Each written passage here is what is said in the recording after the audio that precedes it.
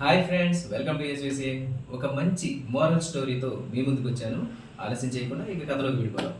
ఒక గ్రామంలో ఒక వృద్ధుడు ఉండేవాడు. అతను చాలా తెలివైనవాడు. అతను ఎలాంటి సమస్యకైనా సరే పరిష్కారాన్ని అందించగలడు అని ఆ గ్రామస్తులంతా కూడా నమ్ముతూ ఉంటారు. అతనికి గొప్ప పేరుందనమాట.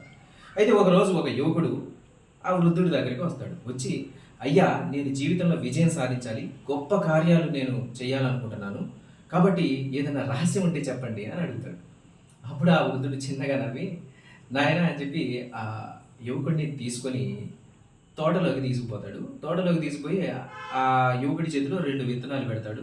2 విత్తనాలు పెట్టి, ఒకటి చిన్న ముడత, ఒకటి పెద్ద ముడత. వీటిని నాటండి అని చెబుతాడు.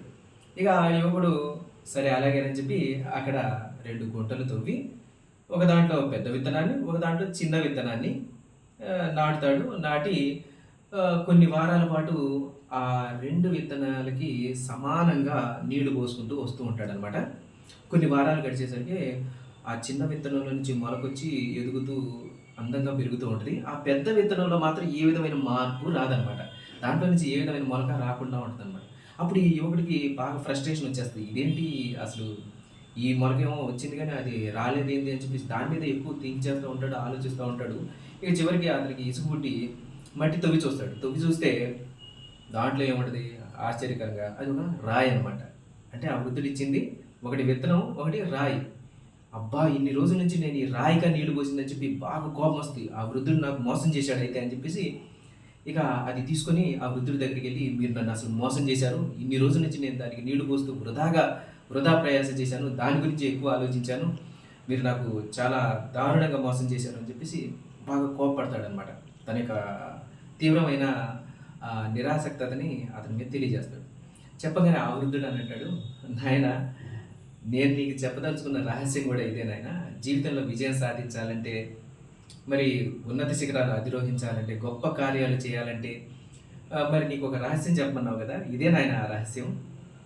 నువ్వు ఆ పక్కన ఒక మొలక, నువ్వు నీళ్లు పోస్తున్న కొద్ది రోజులకే అది మొలకెత్తింది, ఎదుగుతుంది.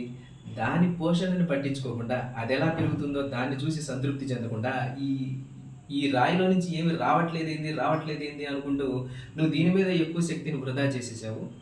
కాబట్టి నేను నీకు ఇచ్చే సందేశం ఏంటంటే, ఈ ఉదాహరణ ద్వారా మనం మన ముందు ఉన్న అవకాశాలను వినియోగించుకోకుండా, అంటే మనకి వర్క్ అయ్యే అవకాశాలను వినియోగించుకోకుండా మనం ఏ విధమైన మార్పు చెయ్యలేని వాటి మీద ఎక్కువ శక్తిని వృధా చేస్తున్నాం.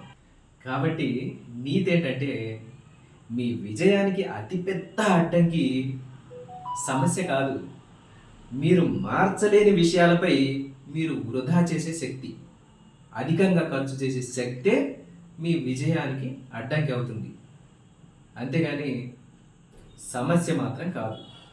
సమస్యని మనం ఈజీగా అధిగమించవచ్చు సమస్యని అర్థం చేసుకున్నప్పుడు. కానీ మనం ఏం చేస్తున్నాం, ఏ విధమైన మార్పు జరగని, మన చేతుల్లో లేని వాటి గురించి ఎక్కువగా శక్తిని వృధాగా చేసుకొని మనం ఎదగలేకపోతున్నాం. అదండి ఫ్రెండ్స్, ఈ కథ ద్వారా మనం తెలుసుకోవాల్సిన విషయం ఏంటంటే, మార్చలేని సమస్యలు లేదా ఎదురు దెబ్బల పట్ల మనకున్న వ్యామోహం మనం సాధిస్తున్న పురోగతిని, మన ముందు పెరుగుతున్న అవకాశాలని చూడలేకుండా చేస్తుంది. కాబట్టి మన పురోగతి మీద మనం దృష్టి పెట్టాలి, అంతేగాని మన చేతుల్లో లేని సమస్యల పట్ల కాదు. ధన్యవాదాలు.